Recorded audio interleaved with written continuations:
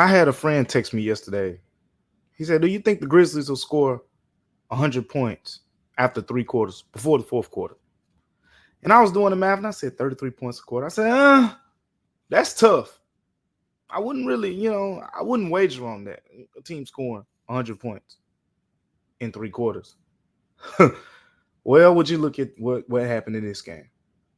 It wasn't even the halfway point of the third quarter. The Grizzlies reached 100 points in the third quarter, on the way to a record-setting 155 points in the win against the Toronto Raptors. We got to talk about how it happened, and we got to preview an exciting stretch coming up here next on Locked On Grizzlies.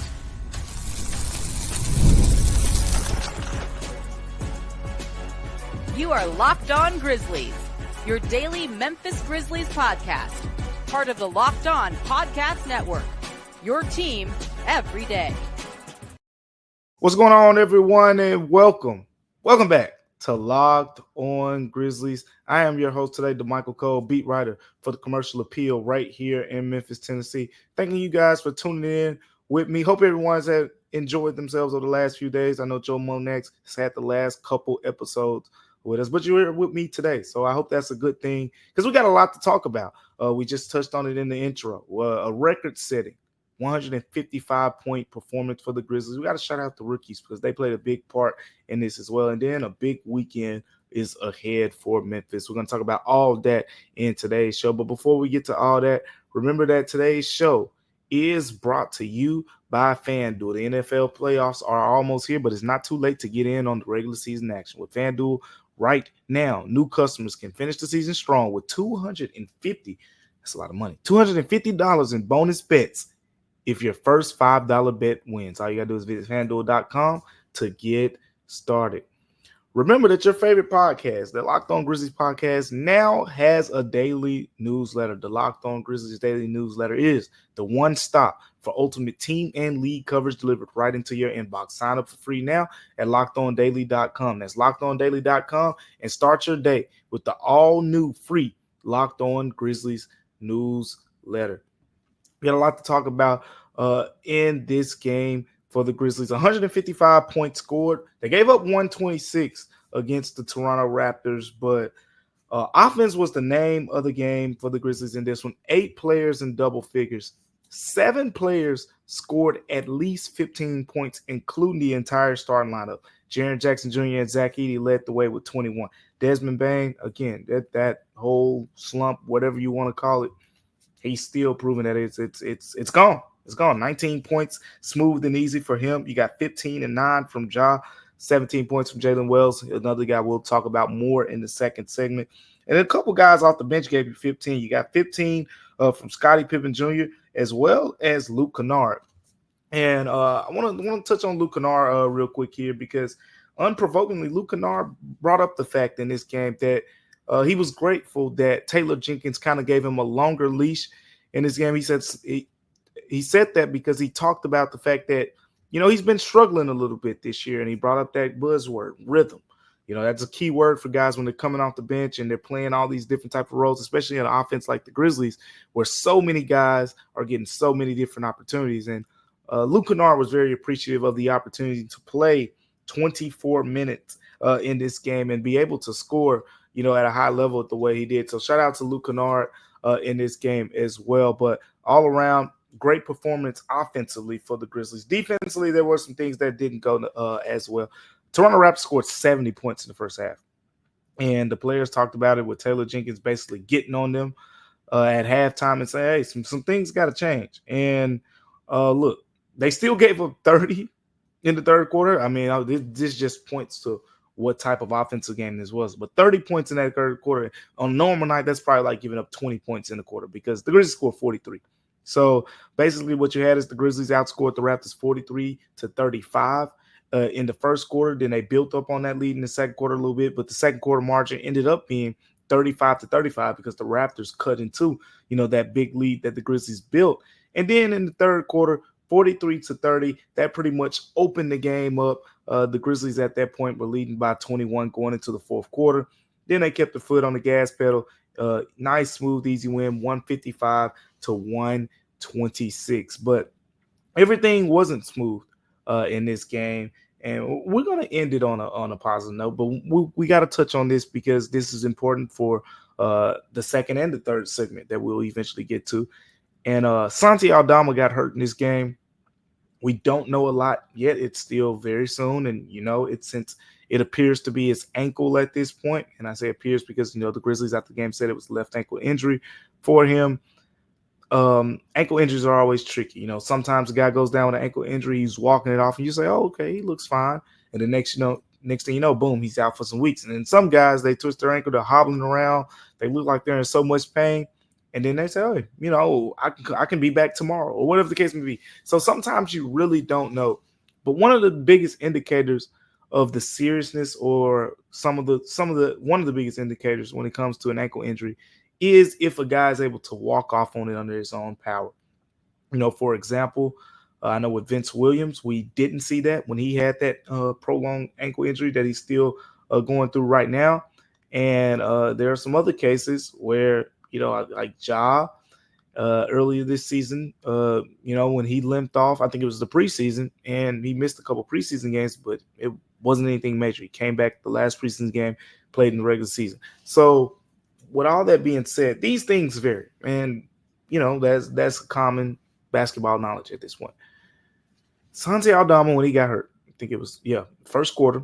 His first quarter, Santi goes down, and I'm watching him, and he's sitting over there, kind of on the sideline, over there by T. Morant's courtside seat, and he's kind of holding his ankle. And plays going on because he got hurt on the defensive end. The Grizzlies get the ball back there on the offensive end. They're running their offense or whatever, and they're pretty much playing 4-on-5. And eventually, as the play goes on, the play happens, and Taylor Jenkins looks over at Santi, because Santi at this point is trying to get up. At first he was lying down on the floor, just lying back, head on the floor, whatever. Eventually he tries to get up. And we see this with Grizzlies players all the time, especially from where I sit, right there in front of the court. A lot of times Taylor Jenkins will look over at the players, and the players will look back, and either they'll tap their head or something like that, or they'll point and they'll say, "Hey, I need to come out of the game."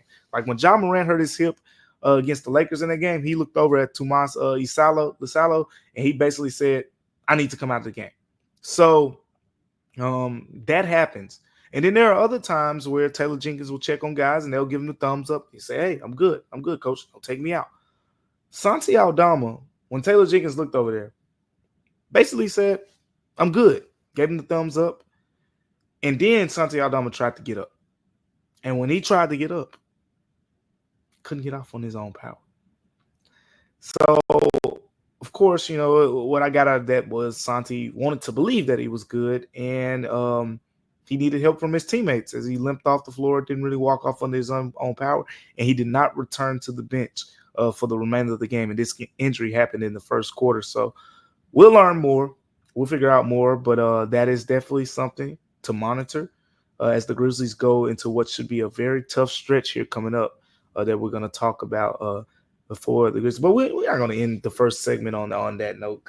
We're going to end the first segment talking about the Grizzlies set this franchise record, 155 points scored, and there's so much to take away from it, because what stood out to me was it wasn't because the Grizzlies just made some absurd amount of three-pointers. They made 18, shot 40%, but they made 18 three-pointers. Really good, but they had better nights than that literally in the last week. They made like 27 against Golden State, I think it was.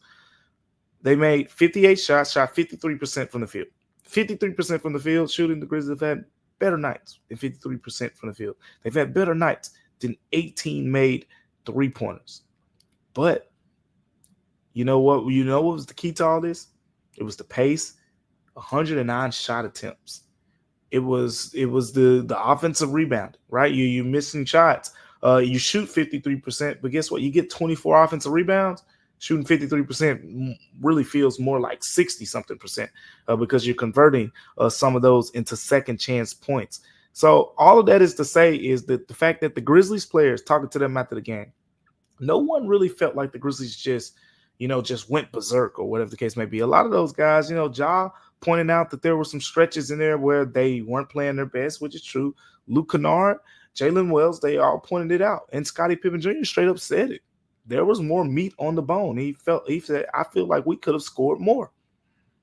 And they could have. They could have, based on some of the numbers that we just said.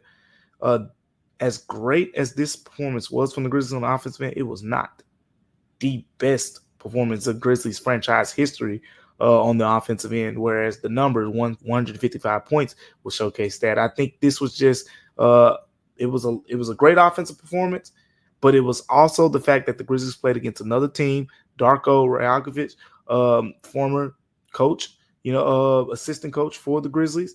He emphasizes pace just like Taylor Jenkins emphasizes pace. So you had two teams playing at a very fast pace in this game, and that's what contributed to the fact that the Grizzlies scored 78 points in the first half, and the Raptors were right behind them with 70 points. You don't see a lot of games. We saw a Miami Heat Orlando Magic game that the final score was 89-88. If you were watching the Grizzlies game, they surpassed that like early in the third quarter. It was a whole different type of ball game. But with all that being said, solid performance for the Grizzlies. Another big time win, 155 points. This is exactly what you needed in terms of a response after that game against the Los Angeles Clippers that didn't roll over well. Two guys that played a big part in helping the Grizzlies pull this off were Jaylen Wells and Zach Edey. The rookies really stepped it up. We got to shout the rookies out here coming up next on Locked On Grizzlies. Today's episode is brought to you by Robinhood. With Robinhood Gold, you don't need a silver spoon to eat up the financial favors of the 1%. Robinhood Gold allows others to get the rates and perks usually reserved for the high society. Now, the resourceful individual with Robinhood Gold can earn the very liberal rate of 4.25% APY on uninvested cash and be rewarded with a handsome 3% retirement boost on IRA account contributions. Robinhood Gold provides the privileges of a high net worth for any net worth. So these generous benefits are now available for only $5 a month. The new gold standard is here with Robinhood Gold. Sign up at robinhood.com/gold. Terms apply. For product-specific disclosures, visit robinhood.com/gold. Investing involves risk. Rate may change. Gold membership is offered by Robinhood Gold, LLC. Coming up here next on Locked On Grizzlies. Shout out to the rookies. Let's talk about their big performances here next. Shout out to the rookies, man. Shout out to Zach Edey. Shout out to Jaylen Wells. They played their butts off. I asked Zach Edey after the game. I said, is this your best performance? Did you think this was the best performance that you put together? And he had 21 points. He had 16 rebounds. And he confidently said, yeah, this was it. And if you look at the way he did it, it's impressive. Because he shot 9 of 15. And you look at that at his service, you say, okay, 60%, that's pretty good. He took 5 3-point attempts. Like, he's getting comfortable taking that 3-point. He only made 1, but I'm cool with that because he's been shooting so well up to this point of the season. I always felt that the volume that he was taking them at wasn't going to scare opponents. Like, he's making a 3-pointer, then it's like, oh, it goes a couple games go by, then he'll shoot one and make one. He was very efficient, but you need more volume to really like make the opponent say, hey, we need to plan for that. Because if he's just taking one every 2 nights, they're not going to plan for that, even if they think he'll make that one. But with all that being said, 5 3-point attempts, that was good to see from Zach Edey. What it was also good to see is the 9 offensive rebounds, and that is becoming a consistent part of his game. He is looking like one of the better offensive rebounders in the NBA, not just amongst rookies, in the NBA, period.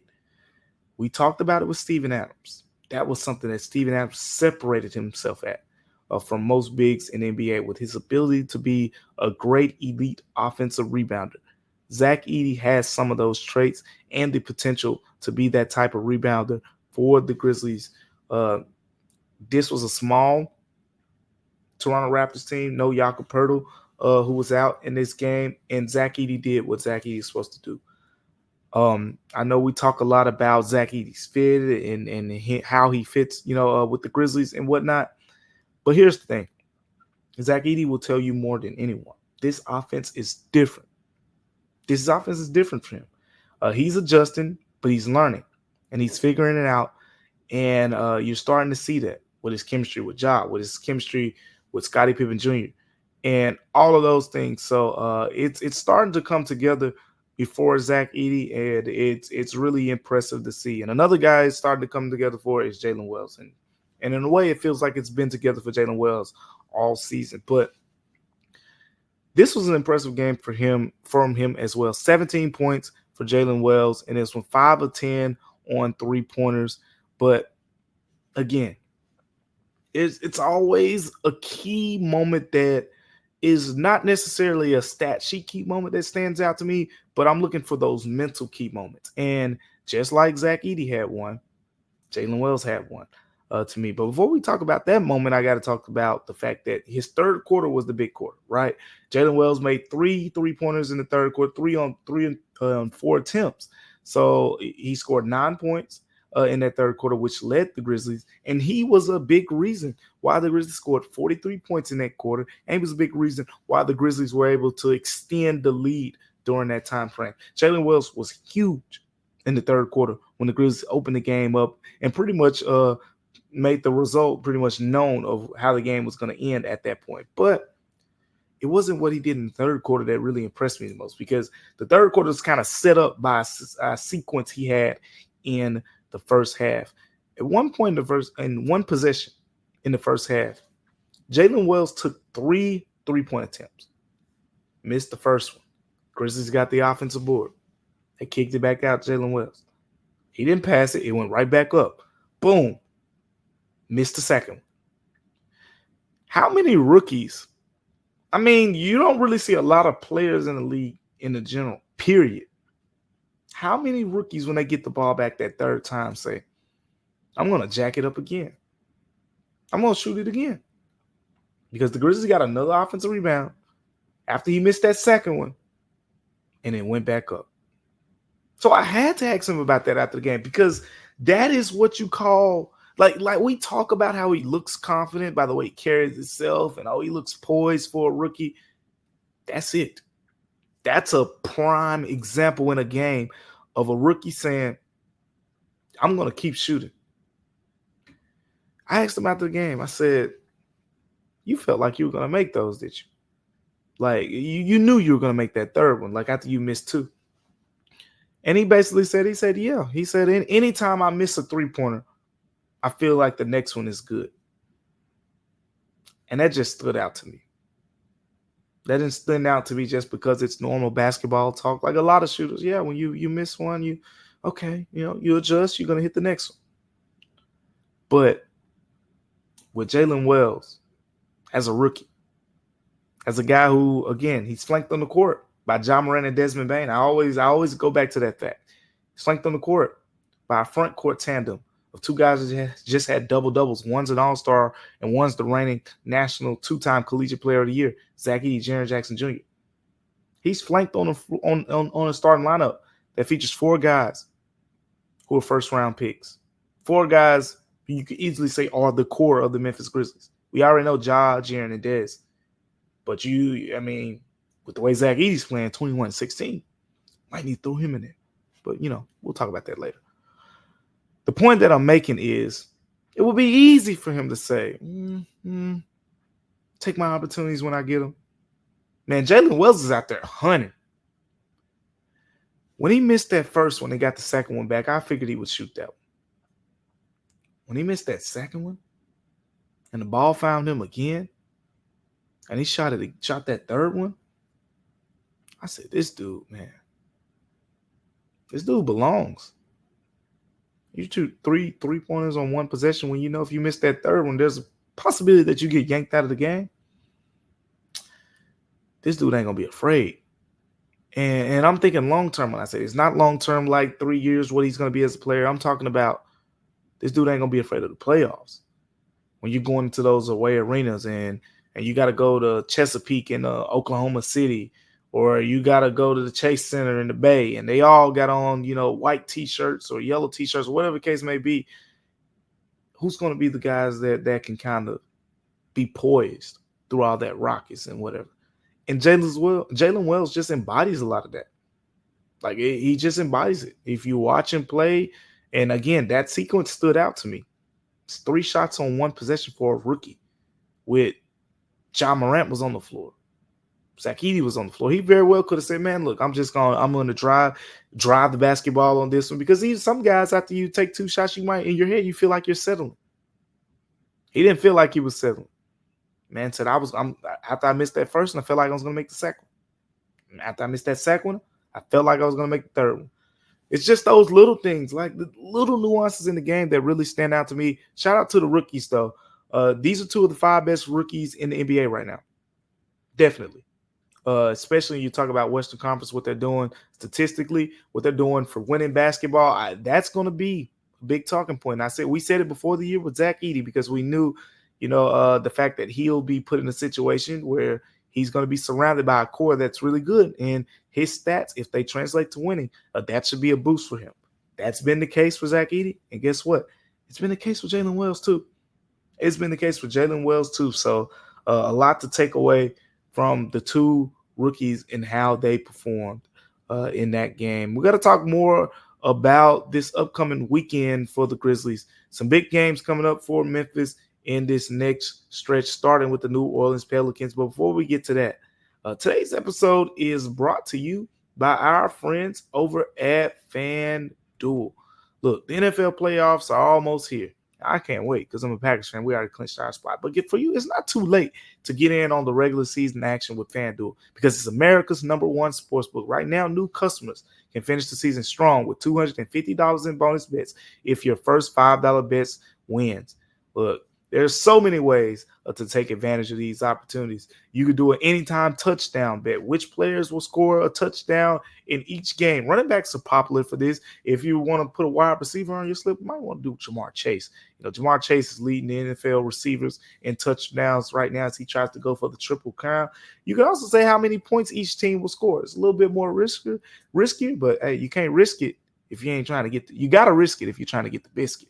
So look, visit FanDuel.com right now to join today. That's FanDuel.com for your chance at $250 in bonus bets. Make every moment more with FanDuel, the official sportsbook partner of the NFL. Welcome back to Locked On Grizzlies. I'm Damichael Cole, beat writer for Commercial Appeal here in Memphis, Tennessee. Wrapping up the show on today. We got to wrap up the show because we got to kind of, move ahead real quick here, because that win was cool, 155 points and all that. It was cute.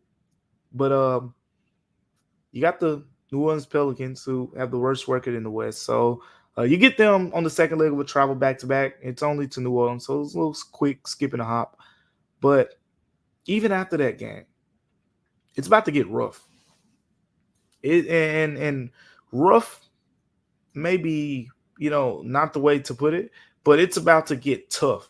The Grizzlies are about to play a bunch of games against a bunch of really good teams, and they're going to have to bring it, because you're going to play the Pelicans, then you're going to play the Thunder, which a matchup we'll talk about here in a second. But then just on the road trip, 5-game roadie, they're going to play the Phoenix Suns after that. They're going to play Sacramento Kings, and then the second leg of that back-to-back, they get the Golden State Warriors, all before coming home. And then when you get home, no sweat. You just go against the 2 teams that beat you earlier this season, in Dallas Mavericks and the Houston Rockets. It's about to get tough. But you know what? A lot's about to be revealed. And it's timely. We do all this talk about the trade deadline. Oh, should the Grizzlies make a move? Oh, should they stand pat? Oh, should they make an aggressive move? Oh, should they just make a slight move, a marginal move? We'll have the answers to all that real soon, because these upcoming games are going to be revealing. They're going to tell us a lot about this Grizzlies bench, and it's going to be important. Again, we'll see how long and what's the severity with Santi Aldama. I think that's a big, important factor here coming up, and I think now is a good time to say that Jay Huff, because he becomes a more important player with the fact that Santi could potentially miss some time. Jay Huff is day-to-day, so he should be back here soon. We know he was in a play group yesterday on Thursday before the game, throwing shoot-around. So Jay Huff is progressing well. He's day-to-day. We'll learn more on Marcus Smart here in the near future. Since it was the holidays, the Grizzlies didn't really, it's slower evaluation since it's the holidays. So we'll learn more on his status going forward sometime here soon. But as it pertains to this stretch coming up, the game against New Orleans is going to be a very winnable game.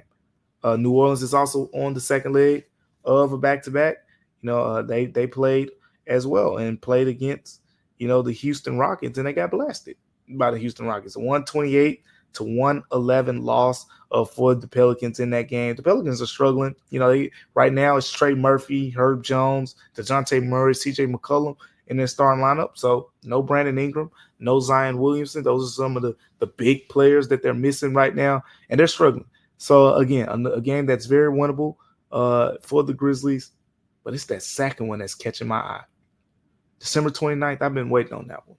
And I know a lot of people have, and look, Joe Mullinax is more the one to get on the NBA for scheduling things and stuff like that, but I don't know how this game against the Thunder didn't get flexed onto national TV.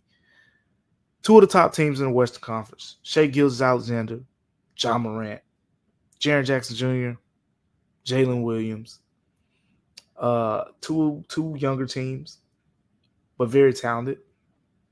It's going to be a fun game, and quite frankly, I'm looking forward to it. The Thunder pride themselves, great defensive versatility. Isaiah Hartenstein, looking forward to how Zach Edey matches up against him and what he does for that Thunder team.